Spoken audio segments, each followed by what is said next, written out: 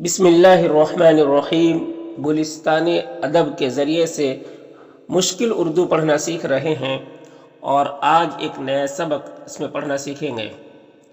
اس سبق کا عنوان ہے سجاد ظہیر۔ سجاد ظہیر یہ نام ہے، یہ جو فوٹو دیکھ رہے ہیں اسی شخص کا نام ہے سجاد ظہیر۔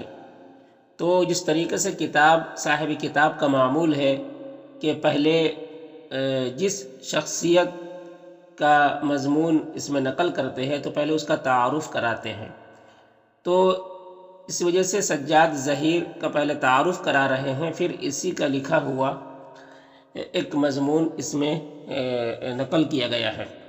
تو دیکھیے سجاد ظہیر نام ہے، سجاد ظہیر 1905 تا 1973، یعنی 1905 میں اس کی پیدائش ہوئی ہے اور 1973 میں اس کی وفات ہوئی ہے۔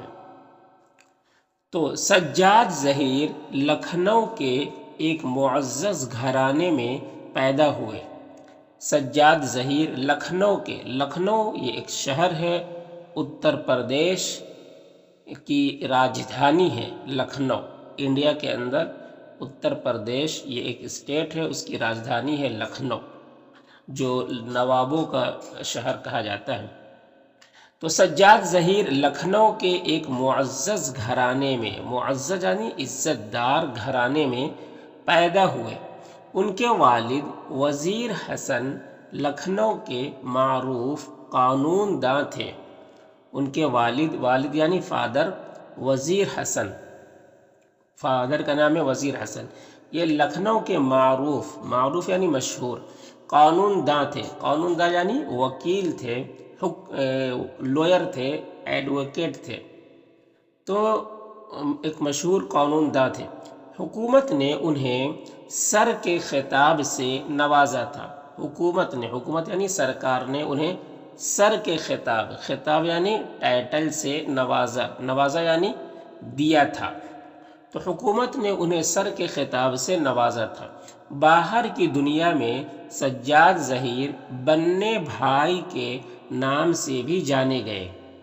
باہر کی دنیا میں سجاد ظہیر بننے بھائی کے نام سے بھی جانے گئے۔ سجاد ظہیر نے بیرسٹری کی تعلیم انگلستان میں حاصل کی۔ سجاد ظہیر نے بیرسٹری یعنی وکالت، لوئر کی پڑھائی، ایڈوکیٹ کی پڑھائی کو بیرسٹری کہتے ہیں۔ تو سجاد ظہیر نے بیرسٹری کی تعلیم یعنی ایجوکیشن انگلستان یعنی انگلینڈ میں حاصل کی، لیکن وکالت کو وہ اپنا پیشہ نہ بنا سکے۔ وکالت یعنی لوئر کے کام کو، ایڈوکیٹ کے کام کو وہ اپنا پیشہ یعنی اپنا کام، اپنا جاب نہ بنا سکے۔ وہ ایک قابل ذکر ادیب، صحافی اور شاعر بھی تھے۔ وہ ایک قابل ذکر مطلب ذکر کرنے کے قابل، یعنی وہ شخصیت ایسی تھی کہ جس کا تذکرہ کیا جانے کے قابل تھے وہ۔ تو وہ ایک قابل ذکر ادیب کہتے ہیں جن کو اردو میں بڑی مہارت ہو، اردو زبان میں بڑی مہارت ہو اس کو ادیب کہتے ہیں۔ کسی بھی زبان میں اس کو اپنی مہارت ہو تو اس کو ادیب کہتے ہیں۔ تو ایک قابل ذکر ادیب، صحافی کہتے ہیں پترکار کو، اخبار نویس کو، نیوز لکھنے والے کو۔ صحافی اور شاعر بھی تھے، شاعر کہتے ہیں شعر و شاعری کہنے والے کو۔ تو وہ ایک قابل ذکر ادیب، صحافی اور شاعر بھی تھے۔ انہیں اپنے دور کی سیاست اور افکار سے بھی غیر معمولی دلچسپی تھی۔ انہیں اپنے دور کی سیاست یعنی پولیٹکس اور افکار، فکر کی جمع ہے افکار، غور و فکر سے بھی غیر معمولی یعنی بہت زیادہ دلچسپی تھی۔ انہوں نے مارکسزم کے فلسفے کا گہرا مطالعہ کیا۔ انہوں نے مارکسزم یہ ایک علم ہے جو سماج کی ترقی کے لیے اس علم کو ایجاد کیا ہے۔ ایجاد کرنے والے کا نام ہے کارل مارکس۔ کارل مارکس اس نے جو ہے کارل مارکس اس کا نظریہ اور اس کی سوچ اس کے خیالات، اس کے کانسیپٹ بالکل الگ تھے، اور اس نے جو ہے اپنے نظریے کے مطابق اس نے جو ہے محنت کشوں مزدوروں کو بڑھاوا دینے کے لیے، اس کی ترقی کے لیے اس نے ایک علم کو، اپنے نظریے کو جو ہے وہ اس کی بنیاد ڈالی، اس کو ایجاد کیا، جس کو کہتے ہیں مارکسزم۔ مارکسزم، ٹھیک ہے۔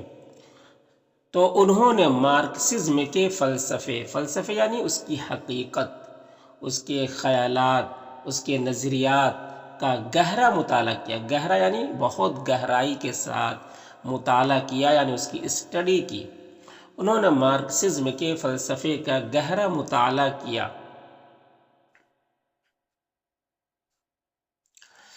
کارل مارکس کے نظریات نے ان کی زندگی کا رخ بدل دیا۔ کارل مارکس یہ مارکسزم، یہ جو اس کی بنیاد ڈالنے والے ہیں، اس کو ایجاد کرنے والے یہی ہے، کارل مارکس۔ یہ نام ہے کارل مارکس کے نظریات، یعنی اس کے کانسیپٹ، اس کے خیالات۔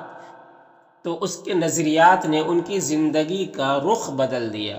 ان کی زندگی یعنی اس کو جب پڑھا انہوں نے، اس کے نظریات کو، اس کی کتاب کو، اس کے علم کو، تو اس پر اس کی زندگی میں بہت گہرا اثر پڑا، اور اس کا ذہن بھی بدل گیا، اور اس کی زندگی بھی بالکل بدل گئی۔ تو بہت زیادہ یعنی اس سے متاثر ہوئے۔ کارل مارکس کے نظریات نے ان کی زندگی کا رخ بدل دیا۔ انگلستان میں تعلیم کے دوران ہی سجاد ظہیر نے محسوس کر لیا تھا۔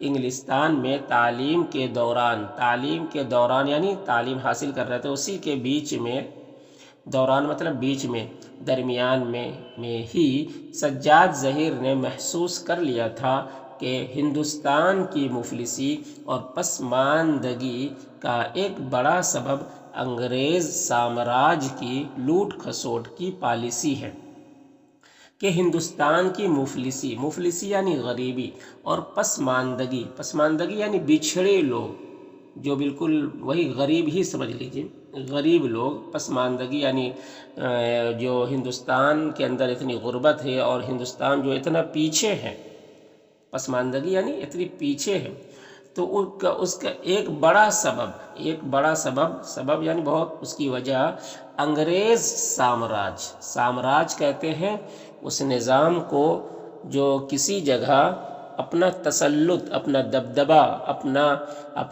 اپنا غلبہ کو برقرار رکھنے کے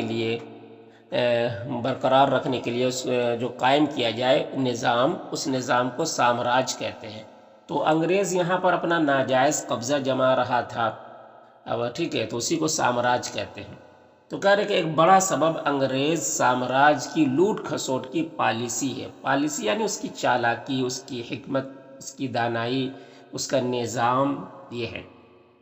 تو ایک بڑا سبب انگریز سامراج کی لوٹ کھسوٹ کی پالیسی ہے۔ آزادی کے بغیر بیشتر مسائل کا حل ممکن نہیں ہے۔ آزادی کے بغیر بیشتر یعنی بہت زیادہ، یعنی زیادہ تر مسائل یعنی جو مشکلات ہیں، درپیش ہیں، مسائل کا حل ممکن یعنی ہو نہیں سکتا۔ تو آزادی کے بغیر بیشتر مسائل کا حل ممکن نہیں ہے، یعنی انگریزوں سے آزاد کرنا، اس کو بھگانا، یہ ضروری ہے، تبھی ہندوستان سے غربت ختم ہوگی اور انسان کچھ ترقی کرے گا ہندوستان۔ تو اسی خیال کے تحت سجاد ظہیر نے انگلستان میں ملک راج آنند، جیوتی گھوش اور ڈاکٹر محمد دین تاثیر جیسے دوستوں کے ساتھ مل کر ادیبوں کی ایک انجمن بنائی۔ اسی خیال کے تحت یعنی اسی کے نگرانی میں، اسی خیال کو لے کر، اسی خیال کے تحت سجاد ظہیر نے انگلستان میں ملک راج آنند، یہ سب نام ہے جو ان کے دوست ہیں، ملک راج آنند، جیوتی گھوش اور ڈاکٹر محمد دین تاثیر جیسے دوستوں کے ساتھ مل کر ادیبوں کی ادیبوں یعنی جن کو بڑی مہارت ہے اردو زبان میں، تو ایسے لوگوں کو ادیب کہتے ہیں، ادیب کی جمع ادیبوں کی ایک انجمن بنائی، انجمن یعنی ایک کمیٹی بنائی ایک انجمن بنائی، اس انجمن کا نام انجمن ترقی پسند مصنفین رکھا گیا، اس انجمن یعنی اس کمیٹی کا نام انجمن ترقی پسند مصنفین رکھا گیا، ٹھیک ہے، یہ اس کمیٹی کا نام ہے۔ ہندوستان میں یہ انجمن 1936 میں قائم ہوئی، ہندوستان میں یہ انجمن 1936 میں قائم ہوئی اور رفتہ رفتہ ایک تحریک بن گئی، اور رفتہ رفتہ یعنی دھیرے دھیرے ایک تحریک بن گئی، یعنی بڑے پیمانے پہ یہ کمیٹی بن گئی، ایک تحریک بن گئی جسے اردو ادب کی تاریخ میں اہم حیثیت حاصل ہے، جسے اردو ادب کی تاریخ میں، یعنی اردو ادب کی ہسٹری جب پڑھتے ہیں تو اس میں اس کا بھی بڑا تذکرہ کیا جاتا ہے، اس میں اہم حیثیت حاصل ہے، بہت ہی امپورٹنٹ اس کو مقام حاصل ہے۔ سجاد ظہیر نے انگلستان میں سجاد ظہیر نے انگلستان میں رہتے ہوئے کئی افسانے لکھے، سجاد ظہیر نے انگلستان میں رہتے ہوئے کئی افسانے لکھے جو انگارے نام کے مجموعے میں شامل ہیں، جو انگارے نام کے مجموعے میں شامل ہے، مجموعے یعنی کتاب، تو ایک کتاب ہے انگارے کے نام سے، اس میں ان کے کئی افسانے ہیں لکھے ہوئے۔ ان کا ناول لندن کی ایک رات، لندن کی ایک رات یہ ان کے ناول کی کتاب کا نام ہے، اپنے موضوع اور تکنیک کے لحاظ سے بہت معروف ہے، اپنے موضوع یعنی ٹاپک، اور تکنیک یعنی اس میں جو سیٹنگز وغیرہ کی ہے، جو اس کو ترتیب جو دی ہے، اور تکنیک کے لحاظ سے بہت معروف ہے، معروف یعنی مشہور ہے۔ 1948 میں وہ پاکستان چلے گئے، 1948 میں وہ پاکستان چلے گئے، اپنے سیاسی نظریات کی بنا پر وہ حکومت کے عتاب کا شکار ہوئے اور کچھ روز جیل میں رہے، اپنے سیاسی نظریات یعنی پولیٹکس کی جو اس کی نظریات تھے، اور کیا نظریات تھے، وہی مارکسزم والے نظریات ہوں گے اس کے، تو پاکستان نے اس نظریات کو قبول نہیں کیا کہ نہیں یہ صحیح نہیں ہے، تو اس بنا پر حکومت نے اس کو سزا دی، عتاب مطلب سزا، حکومت کے عتاب یعنی سزا کے شکار ہوئے اور ان کو جیل میں ڈال دیا گیا کچھ روز کے لیے، تو اپنے سیاسی نظریات کی بنا پر وہ حکومت کے عتاب کا شکار ہوئے اور کچھ روز جیل میں رہے، وہاں انہوں نے روشنائی اور ذکر حافظ جیسی اہم کتابیں لکھی، اور وہاں انہوں نے روشنائی، سب جیل کے اندر لکھ رہے تھے، روشنائی اور ذکر حافظ جیسی اہم کتابیں لکھی، تو یہ ان کی پوری کتاب ہے روشنائی، جو اس میں آگے دیکھیے گا جو اس کا مضمون ہے، تو یہ پوری اس کی کتاب ہے، اس میں سے اس کے خلاصہ لکھا ہوا، اہم کتابیں لکھی۔ 1955 میں وہ ہندوستان واپس آ گئے، 1955 میں وہ ہندوستان واپس آ گئے اور اپنا تمام وقت ترقی پسند تحریک کے لیے وقف کر دیا، وقف کر دیا یعنی قربان کر دیا، اپنا پورا وقت اسی میں لگاتے تھے اور کوئی کام نہیں۔ انجمن کی سرگرمیوں کے ساتھ ساتھ انہوں نے لکھنے کا سلسلہ بھی جاری رکھا، انجمن کی سرگرمیوں کے ساتھ ساتھ، ہے نا، یعنی انجمن یہ جو تحریک بنی تھی کمیٹی، تو اس کی سرگرمیوں یعنی اس کمیٹی کو چلاتے ہوئے انہی کے ساتھ ساتھ میں انہوں نے لکھنے کا سلسلہ بھی جاری رکھا، یعنی یہ افسانہ وغیرہ اور لکھنے کا یہ سلسلہ بھی جاری رکھا، تو انجمن کی سرگرمیوں کے ساتھ ساتھ انہوں نے لکھنے کا سلسلہ بھی جاری رکھا۔ ان کی کتاب پگھلا نیلم کو نثری نظم کا پہلا مجموعہ کہا جاتا ہے، ان کی کتاب پگھلا نیلم یہ کتاب کا نام ہے، کو کہہ رہے نثری نظم کا پہلا مجموعہ کہا جاتا ہے، نثری نظم،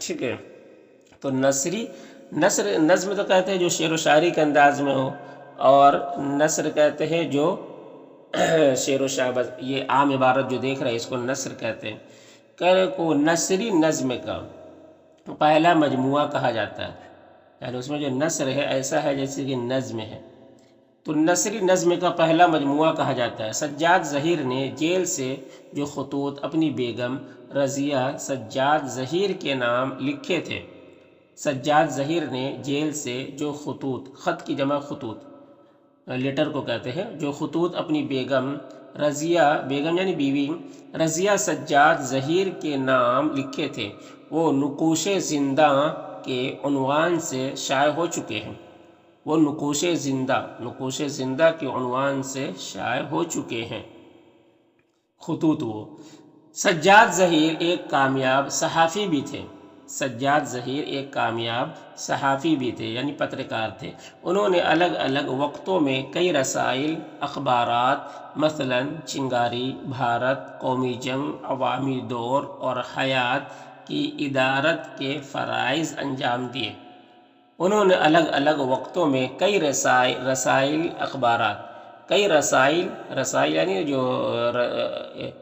جو پرچے نکلتے ہیں، اور اخبارات یعنی نیوز پیپر، تو کئی میگزین وغیرہ، کئی رسالے اور کئی نیوز پیپر، مثلا چنگاری، یہ سب نام ہیں کس کے؟ رسائل اور اخبارات کے۔ چنگاری، بھارت، قومی جنگ، عوامی دور اور حیات کی ادارت کے فرائض انجام دیے۔ ادارت اس کے یعنی مدیر رہے، ایڈیٹر رہے، تو مدیر کے، اس کے ایڈیٹر کے فرائض انجام دیے۔